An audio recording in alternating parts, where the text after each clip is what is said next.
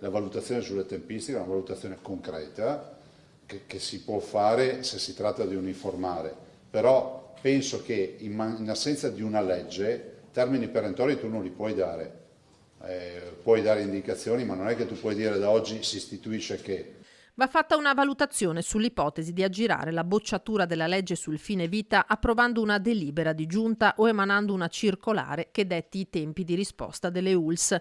Commenta così il presidente del Veneto Luca Zaia la proposta lanciata da Marco Cappato, tesoriere dell'associazione Luca Coscioni, spunto fatto proprio dalla consigliera regionale del Veneto che vogliamo Elena Ostanel, che ha presentato immediatamente un'interrogazione urgente. Non è un caso che si siano affrontati questi temi con le leggi. Devo anche dire una cosa, che vedendo il consuntivo delle famose 7 pratiche, 7 sono, no? 6 pratiche del Veneto, ricordo delle quali 4 rigettate, alla luce di queste pratiche che abbiamo avuto modo di vedere al consuntivo, sono tutte pratiche che appunto hanno avuto tempi di risposta celeri. Resta il dato politico, con una Lega che si è spaccata e il segretario federale Matteo Salvini che ha dichiarato che lui in aula avrebbe votato no alla legge. Penso che è la prova provata che c'è la libertà di pensiero, tant'è vero che lo stesso gruppo nostro, per il quale io voglio ricordare, non ho mai voluto fare la conta. Se da un lato Salvini ha detto che lui avrebbe votato no, dall'altro c'è il segretario della Lega regionale Stefani che ha detto che avrebbe votato sì,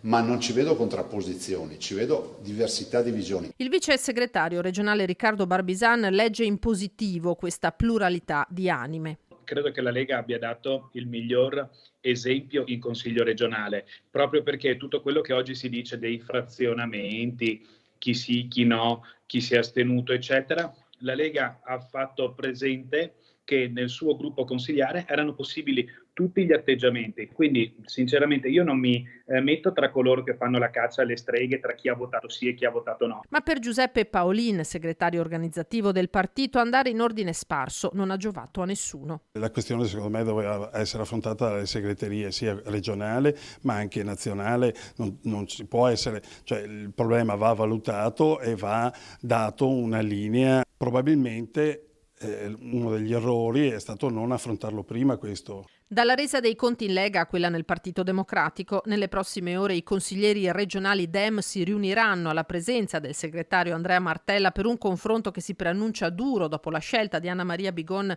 di astenersi sul fine vita senza lasciare l'aula e facendo di fatto bocciare la legge, con il vice capogruppo Jonathan Montanariello che si è dimesso in aperta polemica con la decisione di lasciare libertà di voto nel partito su un tema cardine del centro-sinistra.